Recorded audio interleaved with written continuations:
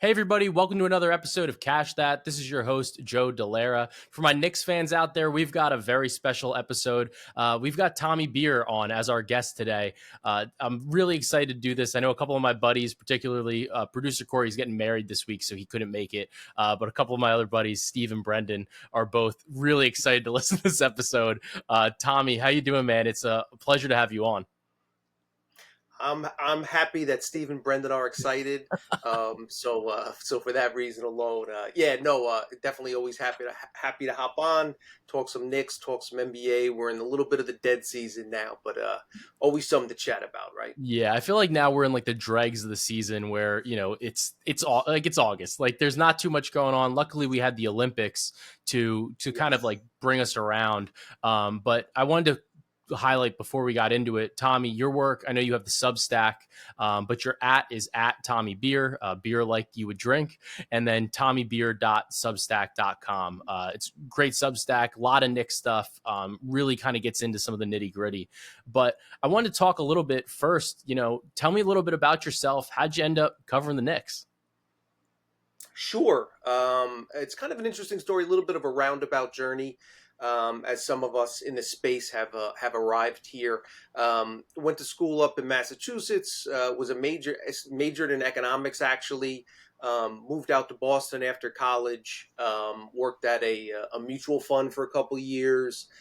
Came back home. Moved to Queens and was working for an insurance company. But it just didn't I knew there was something else out there for me.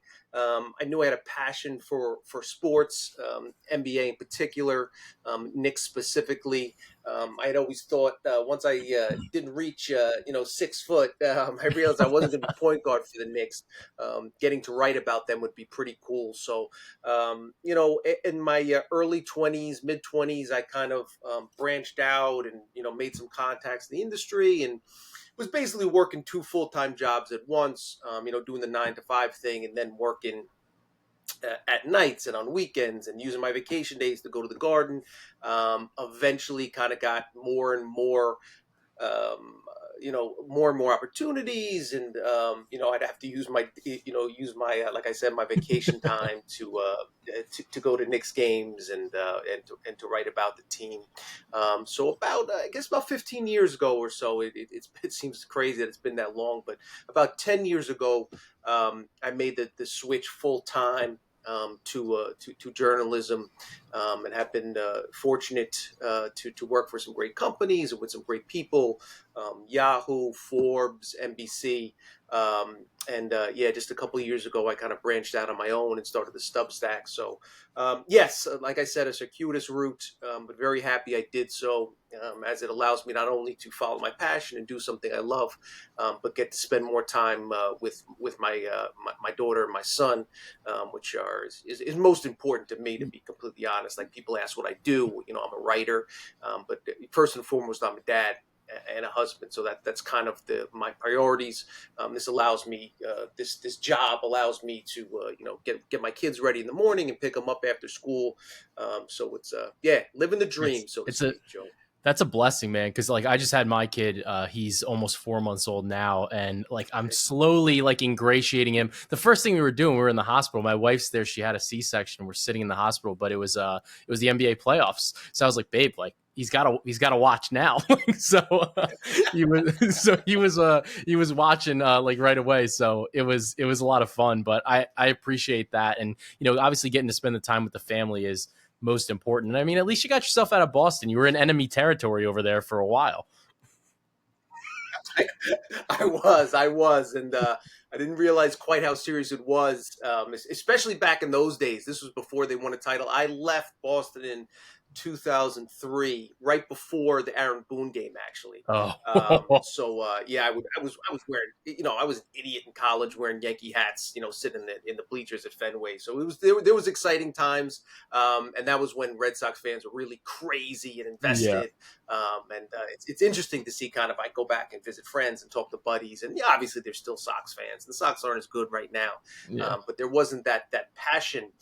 In a way, honestly, Joe, it kind of reminds me of Knicks fans now. Yeah. starting to get a taste of how good it can be and realizing there's going to be obstacles to overcome. But there's some beauty in being the underdog and being the team that everybody makes fun of and the cursed and they'll never win and all that other stuff. So I do try to remind Knicks fans to enjoy the small steps in this process because, it's winning is amazing, but the journey to get there is just as cool. Yeah, 100%. Because like right now, I've been a Knicks fan. Like I grew up a Knicks fan, and like at a point, one of my favorite players, like when I was young, he wasn't a Knick, but I loved Steve Nash just based on like the way that he played. Like I grew up, like I loved him. Hmm. But I've always been a Knicks fan. It's been tough for us for a number of years, but now it's like now the expectations are a lot higher. But when you look at the team and like the expectations have swung, and it's like they're not really getting that underdog type of look anymore. And people are saying like, no, like they're a team to beat in the East. What are your thoughts on, the Knicks overall? Like, what are your expectations for this team? They're coming in from a betting perspective, they're like second or third favorite in the East after Boston and then close to Philly. What are your expectations just to see them? Like, what are you expecting to see on the court from them this year? It's really interesting. It's something that Knicks fans certainly have not experienced. I'm actually a Detroit Lions fan too. I grew up Oh man. a Lions fan, so yeah, yeah. I had Matt Millen and Isaiah Thomas as the GMs of my teams for a lot of my life Stop. there. So yes, so and to see the Lions doing well, it really is kind of it takes some. It's like weird mental gymnastics to come to this place. But about the Knicks specifically, to whom much is given, much is expected. This team is no longer the lovable underdog. This team is no longer, oh my God, if they can get to the second round of the playoffs, that would be amazing. No, the thought process going into the season is, and Brunson will talk about it. He's already alluded to it. I'm sure Bridges and Hart and the vocal guys in this team and Tibbs. He may not say it as much, but make no mistake, it's championship or bust at this stage of the game. There's no guarantees, about what might happen in the future. Obviously, with the Brunson contract, you assume that they can keep this core together, but injuries happen. We've seen it a million times. Imagine being an OKC Thunder fan in 2011 or 10, Yeah. whatever it was. You figure Russ and KD and Harden were going to, win 5 championships together, and that's just one of a million examples in the NBA and across sports. Where you just assume you're at the start of something amazing, and then a sprained ankle in one playoffs and a foot on the line in another one, and all of a sudden, that window has slammed shut. Are they championship favorites? No, rightfully so. The team they're going to face on opening night is the team that everybody's gunning for, Yep. and they'll certainly have their hands full. But in terms of talent, from top of the roster, top 8, top 9 guys, you're not going to find a team with more depth, more balance. That's assuming they get Mitch Robinson can stay healthy. Maybe they trade Yeah. for another center at the deadline. That's obviously the one position where they do need some help, do need some luck, and every team needs luck. But we'll see how Randle bounces back. We'll talk about him in a few minutes. But I think going into the season, the expectation should be let's get to the Eastern Conference Finals at the very least, and put ourselves in position to be very competitive in the Eastern Conference Finals. And then we'll see if we can take that next step. And again, these teams aren't promised, these opportunities aren't promised. So I think I expect it. Certainly, as we know, with the trade for Mikal Bridges, the front office, was not. We're no longer waiting, Yep. praying that superstar X demands out, whether it's Giannis or Luka, whoever it might be. This is the Knicks team for the foreseeable future. They're good enough to win an NBA championship, which sounds crazy to Yeah. say. Vegas agrees with us. So, what were the odds of the Mavs making the finals last August? Yeah. So They were pretty. they're certainly not as good as the Knicks right now. So we'll see. But again, I think expectations will be very high as well as they should be. Yeah, and I think you touched on a lot of good points there, especially with like what we have as the core, right? And you look at this team and you're saying like, you have Jalen Brunson, you have OG Anunoby signed that monster deal, becoming the highest paid player in Knicks history. You have Bridges, you have Randle, you have Josh Hart, etc. Like you go all the way down the line. to me, it does feel like this is a team that is constructed to beat Boston. Like I think they match up pretty well from a personnel perspective. It's very clear that New York, they made a decision with this roster. They said, we are going to go out and build a team that we think can beat Boston, similar to the way that Minnesota went out and built a roster that they felt could beat Denver. And I think that's kind of what New York did in the East. But I think the biggest X factor for this team is Julius Randle, because Randle, two-time All-NBA, multiple-time All-Star, because he was hurt, I think that allowed for Jalen Brunson to really have that rise into like the king of New York, right? Become the captain of the Knicks. The question that I have is Julius? Did he become the captain? They didn't really talk about that much this Yeah. offseason. Was there any news about it? They didn't really mention that. The Knicks didn't really play that up or anything. Yeah, they made it just a little sprinkle there where he's the captain, right? It's just a little sprinkle. Okay. Just a little sprinkle. Okay. So obviously, he's the captain. And I wonder to a degree, I think it was purposeful, where they're telling, like, almost like brass is telling Randle in a way by giving Brunson the captain. It's like, hey man, you aren't the number one anymore. But the question that I have for you is, do we need Randle to be a 1B, or does he really just need to be a true number 2? Because I think that's like something Randle like really loves this team. And I think he loves playing in New York. What do you think is the best case scenario for Randle? Because I don't think that there's a great replacement for him, especially with his contract, the way the contracts are ballooning. What do we think for Randle this year? Yes, even if I didn't follow the Knicks closely, I think pundits around the league, that Randle situation is, if not one of the most intriguing situations in the Eastern Conference, if not the entire league. Because again, you're talking about a guy that's been on All NBA 2 of the last 3 years. All-Star, multiple All-Star teams. One of only 3 Knicks last 40 years to make 3 All-Star games. One of only 4 players, I think, this century to averaged 20, 10, and 5. Mm-hmm. So you look at the numbers, you look at the statistical production, and the regular season production that he gives you, and it's extremely valuable. Because you're talking about expectations, and obviously the playoffs are the end goal. But to get to the playoffs, you need to win regular season games, and to be successful in the playoffs, you give yourself a better chance of being successful the higher seed you are. Obviously, that second round series against Paul George and Embiid and Maxey, if they're healthy, obviously, the major caveat there, who has home court advantage, that would be huge. A first round series against the Pacers, or, who knows, if they're the 3 seed or the 4 seed or the 2 seed or the Cavs again, being chasing the 1 seed is going to be the goal. Obviously, they're not going to, just hand that to the Celtics, but the Celtics have proven that they're a tremendous regular season team as well as the postseason. So that's going to be, they were 15, 14 games They were ahead of unbelievable. second place. Just unbelievable. So, assuming that the second seed should be the goal, Randle's so incredibly value on the night in, night out basis. Those, February games against the Hornets, those trips out west to Utah in March when he gives you 35, 11 and 6. That's really tremendous value. But then we get to first round of the playoffs, second round of the playoffs, as we advance beyond. I wrote a column earlier, a couple weeks ago, just talking about and also when we're speaking about Randle, does he get an extension this summer? That's a huge question. It doesn't seem like that's the case. There's obviously been a lot of radio silence, which would seem to indicate that it's not a priority for either end. I think both sides are willing to kind of take the risk of going into the season and letting it play out. And then we have when the postseason arrives, because Randle hasn't been a bad postseason player. He's been a incredibly poor postseason player. One of the least efficient field goal percentages in the history of the sport for players with 15-plus starts, etc. So he has been awful. Yes, there's context and there's caveats. First year against Atlanta, his first playoff series against Atlanta, obviously didn't have much of a supporting cast, but still didn't play well.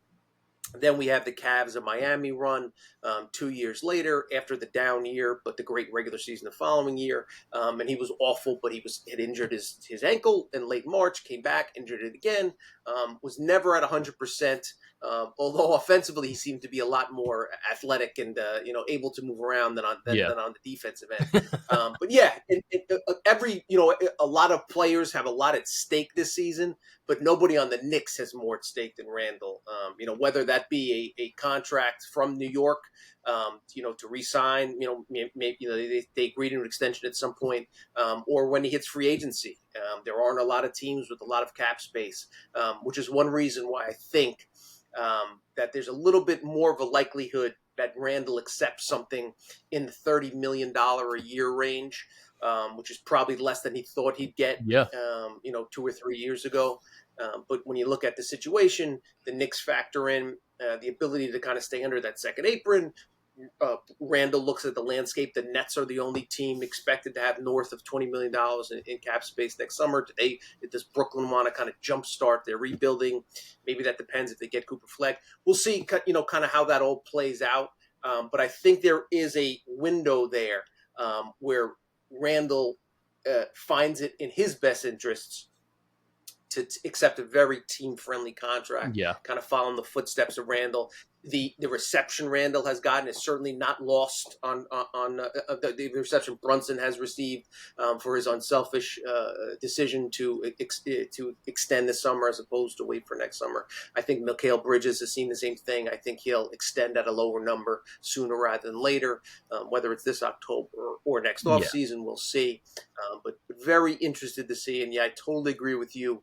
And I guess I didn't directly answer your question. I think he probably fits in as more of a two, more of a natural, in the ideal scenario for the Knicks. I don't think an inefficient, high volume scorer like Randle being a 1B is the best outcome, especially when you have this, when you add Bridges and Anunoby to the mix. They're going to want to see their usage rate, at a decent clip.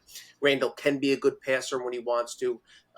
If he focuses on what he does best, and there'll be times when he needs to score 35 points a night, but there will also be times when the Knicks are at their best if he has 8 assists and focuses primarily on defense. In other words, where he'll score 18 points, but he'll prevent Paul George from scoring, 60, 26. Bridges and Anunoby are going to guard those guys, but whoever he's guarding, whether that's playing a little bit more 5, maybe sacrificing, himself physically, using his strength and using it as a little bit of a stretch 5. We'll see. I think it would be very interesting to see if Tibbs plays him at 5. Is he comfortable playing the 5? A lot of questions to figure out. Should be because obviously losing like Isaiah Hartenstein was a huge loss this offseason. I think it was expected, honestly, based on the way that he played. Yeah. Like he was going to have to take a deal that was so below market realistically for him. It was an expected loss. But maybe if Randle can kind of play that similar role, because Hartenstein ran a lot of the offense. There's a lot of offense run through him, whether it was like high pick and roll, having him at the nail. Like there's a lot of things that he did that Randle, I think, can also do. So I'm very curious to see that. But without Hartenstein and with Mitchell Robinson's injury history and risk, right? We re-signed Precious, so we have a backup center. I feel like there's still we still need another big. Like what's the situation for a backup center? One of the names that I was a little surprised, honestly, that they didn't go after Jonas Valanciunas. I know that he is available to be traded about like the midway point of the season. I think that there's a couple contracts that might work for that to actually come into place if New York feels like they need it. What do you think about the backup center position? Because I feel like that's a position that there needs to be a little bit more bolstering there. Without question. I agree with you. And, just kind of circling back to our earlier conversation, I think the lack of, the lack of a real rush from a Knicks front office perspective to sign a starting center and/or a backup for Mitch might have something to do with the fact that they've talked to Tibbs and they've talked to Randle. They said, "Hey, listen, we're going to lean on you for significant minutes with the second unit. You'll be more of a focal point of the offense, which I'm sure is music to his ears. But we're going to need you to rebound. We're going to need you to defend bigger players on the other end of the floor. When we take Brunson out, you can see an increased usage rate.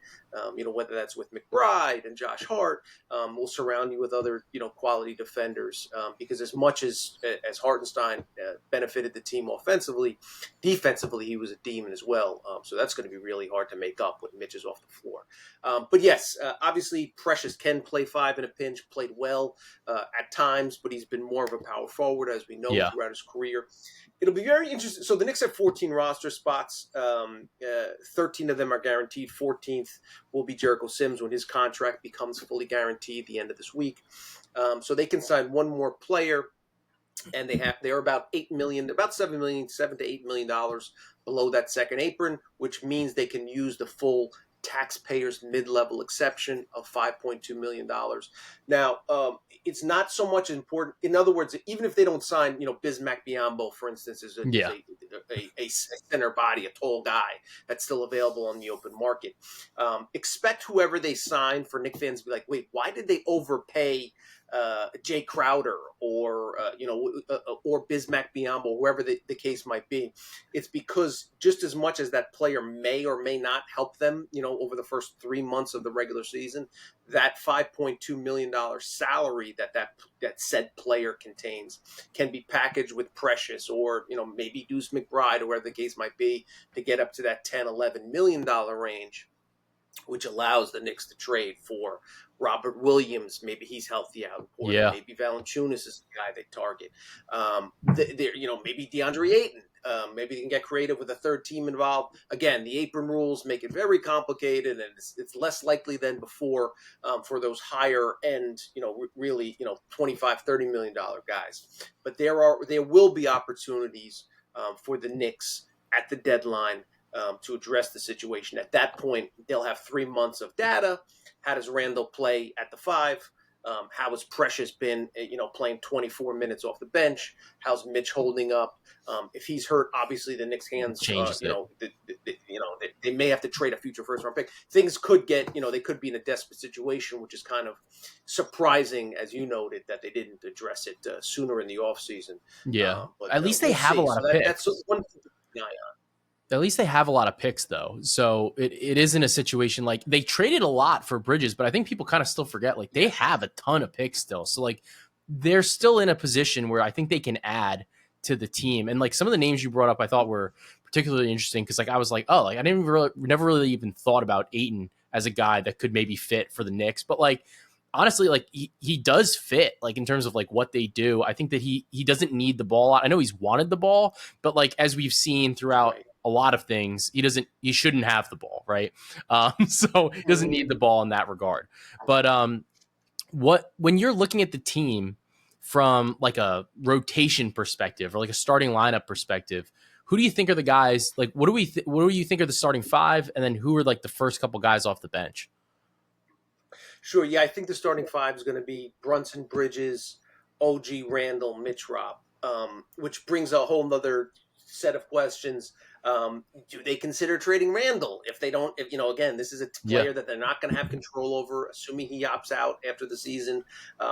Do they consider that in February? Really shake things up. It's uncommon for a team. Let's assume they're a top 4 seed in the East. Whether it's fourth or second or wherever the case might be. To trade, would likely be their second leading scorer, their second leading rebounder, third leading assist guy, a very, an all-star candidate. Anytime he's been played the regular season the last 2 years, he's been an all-star. But I think ideally, if you could, a starting lineup of Brunson, DiVincenzo, and then Bridges, OG at the 4, and then a really reliable, defensive-minded center, whether it be like a Jared Allen type guy, a younger Brook Lopez. Again, it's not a perfect fit. If you're going to trade Randle, you're probably not going to get equal value back in terms of talent and production, regular season production at least. So those are things to bounce around. But I think October 22nd or whatever is when they head up to Boston.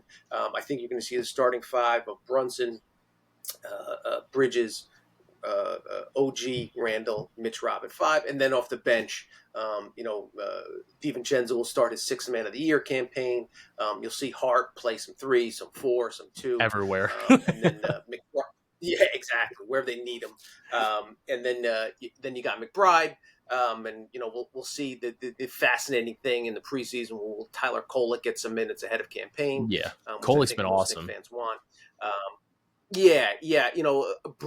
Tibbs obviously is known for a shortened rotation, so let's assume he only goes with 9.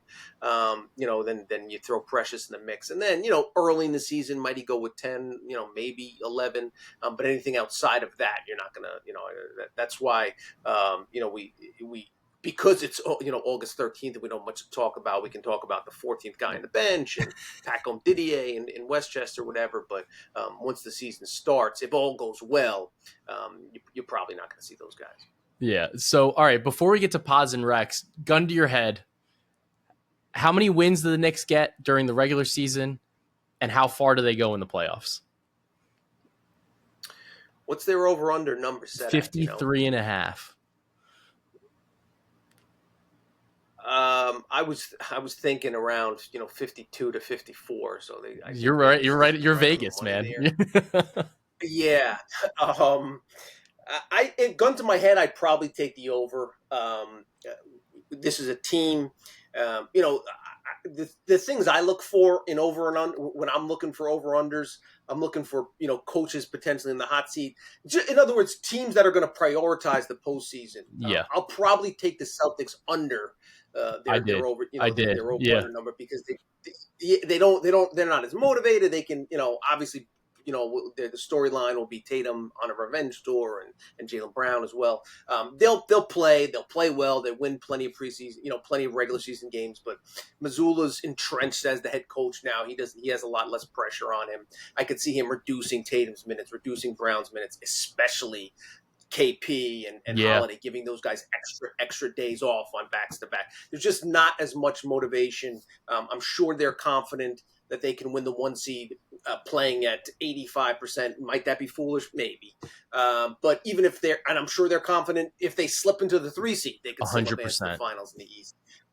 Whereas the Knicks, this is their first year of being a really true, real true contender.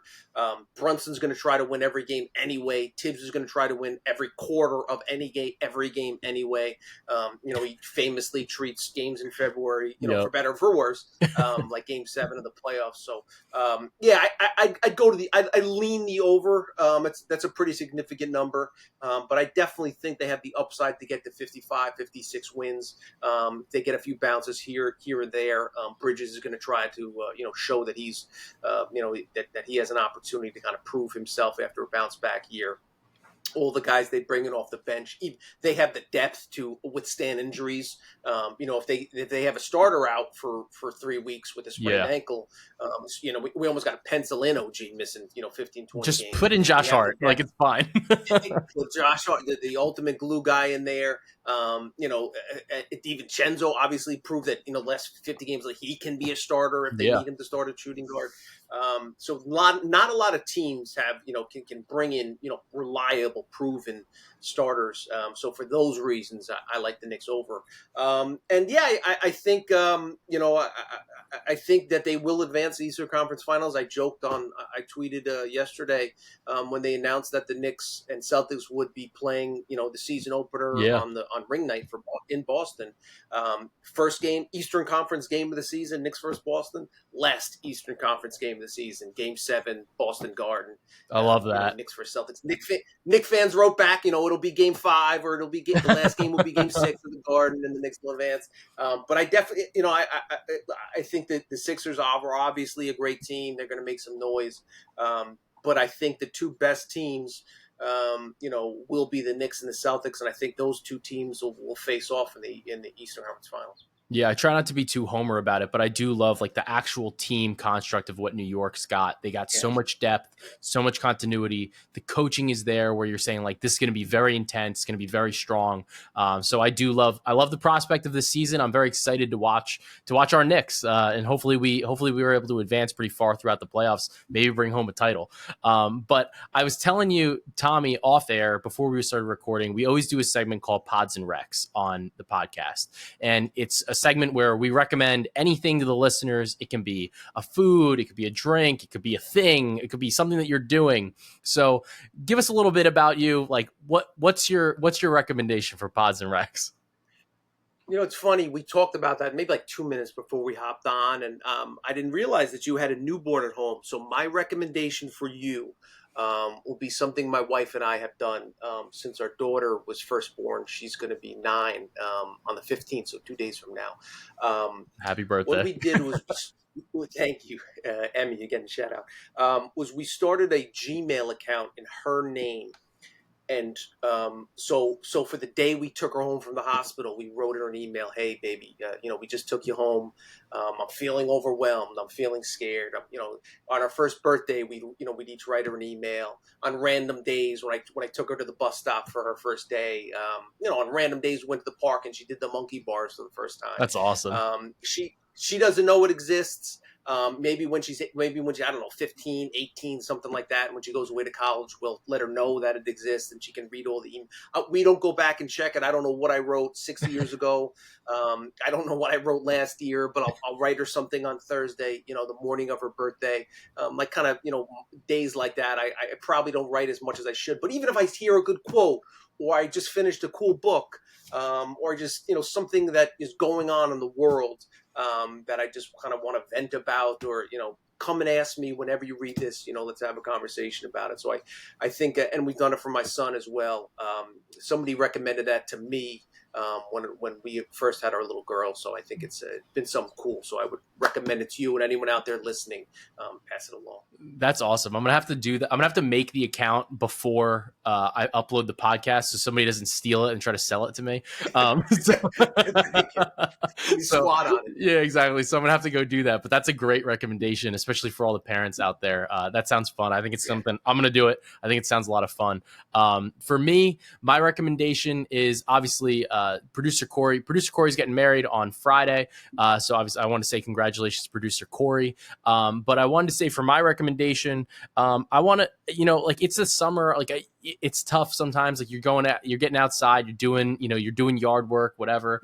I'm not really somebody that burns, but my wife burns sometimes. So I'm going to recommend sunscreen. You always forget, like you think about sunscreen when you go to the beach. Don't forget sunscreen, like when you're doing yard work or anything, because you can get burned in some of the weirdest spots. Like she got burned on like her back, like a little, like only like this like little area of her back while we were building our deck. And I was thinking, she was like, I'm going to die. Like this is the worst sunburn ever, because you just weren't thinking about it. So, if you're outside, you're doing some yard work, make sure you put that sunscreen on and stay safe. It's always important. So, but look, Tommy, it was a pleasure having you on. Again, Tommy, you can find Tommy's work at Tommy Beer on Twitter, on X, and then tommybeer.substack.com. Great column, What's on Tap with Tommy Beer. His most recent article is talking about candidates for the Knicks final roster spot. There's a little bit of an Olympic twist on that one too. So it's something for all you guys that were following and tailing the Olympic bets. You're going to see some familiar names over there. It's going to be a lot of fun. But Tommy, it was a pleasure to have you, and I appreciate you taking the time to come on. My pleasure, Joe. Anytime. Thanks for having me. All right. Thanks, guys. And let's continue to cash that.